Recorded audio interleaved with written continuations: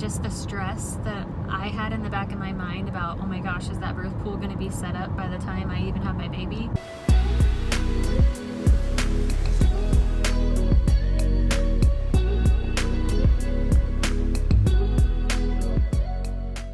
Crystal here, welcome to episode 5 of the home birth series. Today I'm going to be talking about the birth pool. And as a reminder, I'm not a doctor, a midwife, or a professional. I am just sharing my personal experience with you. So for the birth pool, I really loved the birth pool. It was amazing. I had heard that sometimes it can stall down labor. I actually found that to be true for me. I think it was kind of stalling my labor. I was still having contractions in the pool, but I didn't feel like I was progressing.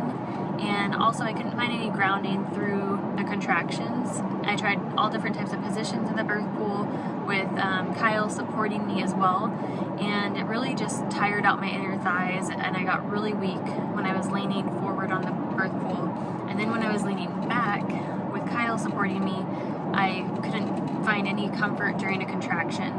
So while it was super soothing and comfortable, I didn't want to get out, I knew that I had to, and when I did get out, that's when I feel like my labor started to progress, and I was able to try multiple different positions after that.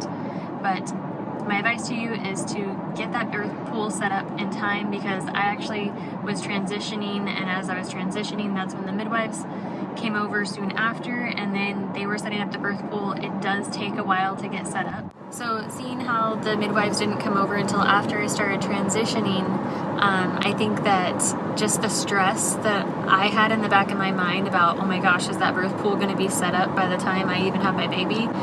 Because I felt like as I was transitioning in the tub before they came over, I felt like she was going to come out any minute. Although she didn't, it just kind of added a tiny layer of stress that I could have lived without.